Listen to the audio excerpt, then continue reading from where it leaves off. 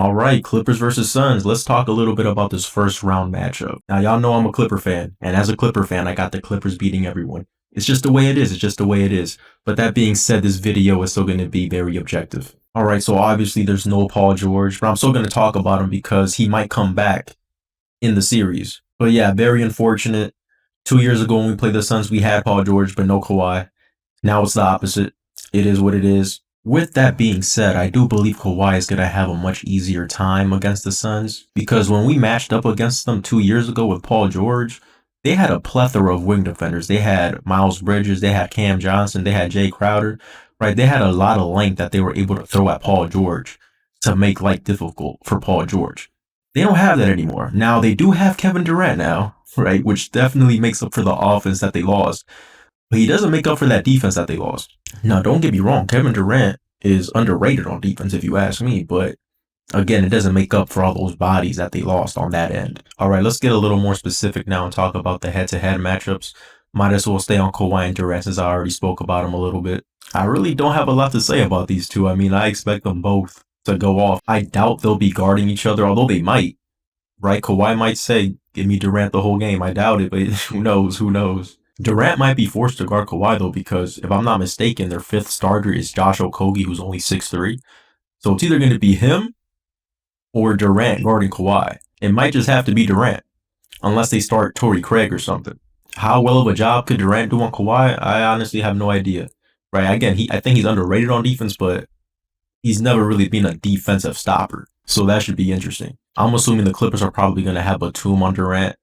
Right, we usually don't put Kawhi on the best player until the fourth quarter of anything. I don't think anyone can stop Kevin Durant, but hopefully Batum can do a good job slowing him down, pressuring him from full court, just making life as difficult as possible. That's really all you can hope for when you're going up against players like Kawhi and Durant. Now, the point guard position is actually the most interesting position in this series, if you ask me, because there are a lot of questions. First question, can Chris Paul at his age stay in front of Russell Westbrook consistently on defense? Chris Paul has always been a great defender.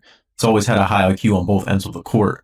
But the question is more so, can he physically still do it, right? He is getting up there in age. Now, 2 years ago, he still looked pretty good.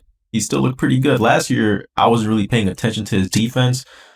But, I mean, he had that one game where he didn't miss a shot against the Pelicans. But, I mean, like I said, I wasn't really paying too much attention to his game.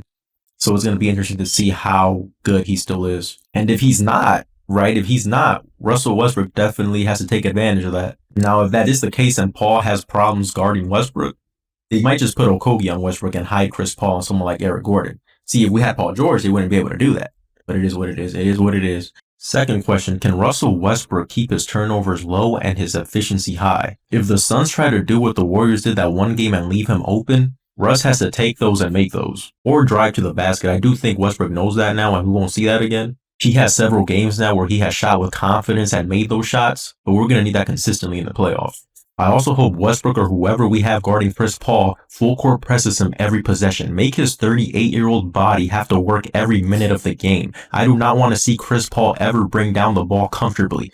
If you make life hard for him, you make it hard for the rest of the team. Westbrook can definitely do that. He definitely has the motor for it at least, but I don't know if they'll do it. Y'all know Ty Lue likes to wait for the last possible moments to actually start trying. Now let's talk about the shooting guards, which should be Paul George versus Booker, and y'all already know I got Paul George all day, every day. But like I said earlier, no Paul George, at least for the start of the series, so it's probably going to be Booker versus Eric Gordon. Now, Eric Gordon is not bad on defense at all. He's actually pretty good. And in the last game we played against the Suns, when they played Booker, Eric Gordon did a pretty good job on Booker.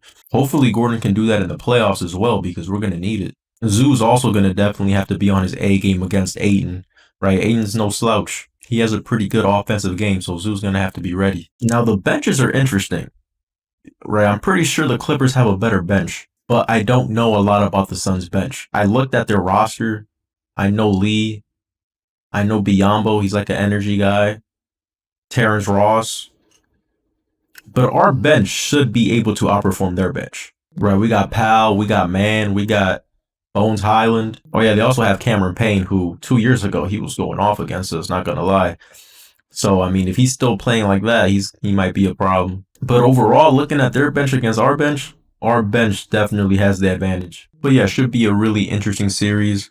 Hopefully Paul George comes back as soon as possible. But even without Paul George, I still got the Clippers winning. That could be me just being a Clipper fan. I don't know, but I don't know. I'm looking at the matchup. It looks good to me. It looks good to me.